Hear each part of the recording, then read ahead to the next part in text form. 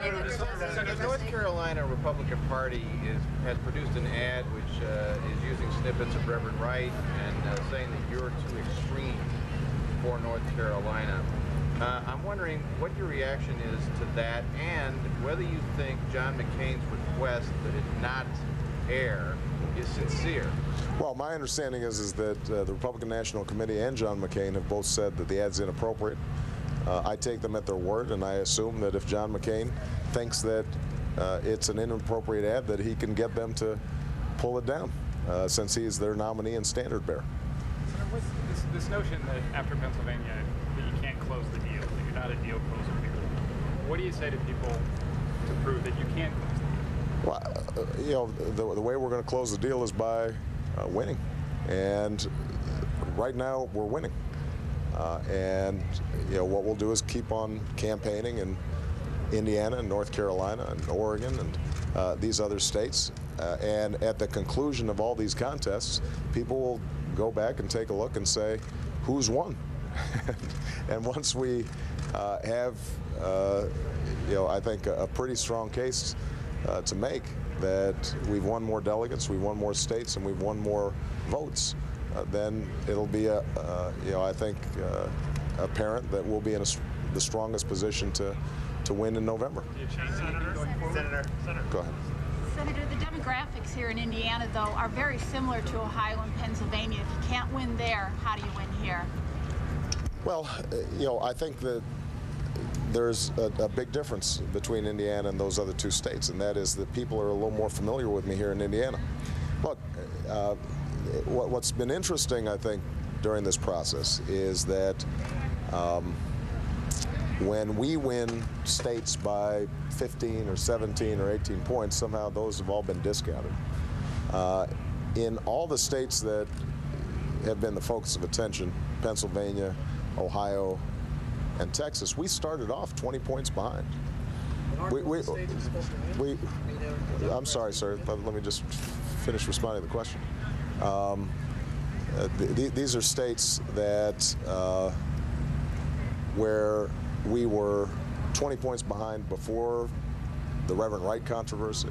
We were 20 points behind before my bitter comments. We were 20 points behind when we had momentum and everybody here was talking about how we were going to be locking up the nomination. You know, these were states where Senator Clinton had a strong base, partly because of name recognition, the fact that we hadn't campaigned there before.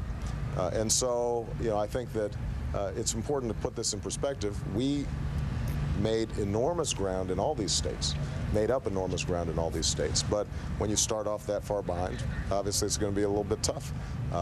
What we did do in Pennsylvania was to create an organization, make voters familiar with me, close the gap significantly, which creates an organization for us in November in a general election. It's a strong base to build on. In both Pennsylvania and Ohio, there were Democratic governors who were strongly supportive of Senator Clinton. If I'm the nominee, they will be strongly supportive of me, and we'll be in a strong position to win.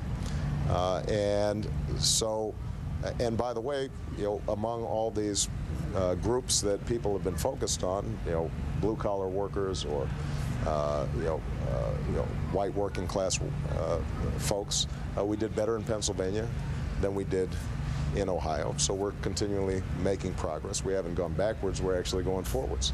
As far as are these states that I'm supposed to win, if you look at the polling, I actually do, I think, if not as well, then better than Senator Clinton relative to Senator McCain in some of these states. And on the other hand, in states like Virginia and Colorado, Wisconsin and Iowa, which are also battleground states, which I won handily, we have a much better chance of winning. So we're very confident about you know, where we're going to be once we're the nominee, but we've just got to make sure that this process plays itself out. Jeff? Senator, do you believe that Democrats are losing valuable time here in defining John McCain? Plans are turning more of your attention to your Well, there's no doubt that if we have additional time to bring the Democratic Party together, and to focus on the Republican nominee, then we'll be stronger for it in the fall.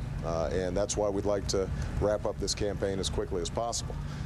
And so, yes, there's been some time lost. On the other hand, I do think that having campaigned in Pennsylvania, having campaigned in Ohio, having to campaign here in Indiana and in North Carolina and Oregon, some of these other states, increases registrations levels, increases participation in the Democratic primary, builds organization, and so those are all pluses, those are all benefits of a longer campaign.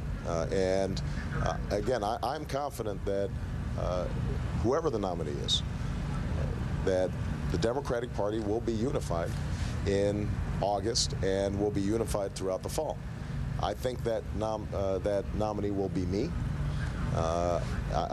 I'm confident that we will be able to win this nomination, but we're going to work as hard as we can in the remaining contests and try to make sure that we continue to get my message out, which is we've got to change how Washington works, that Senator Clinton and I share some good policy ideas, but I have a commitment to shaking up the status quo in Washington that I think is going to be necessary to get those good ideas actually into law.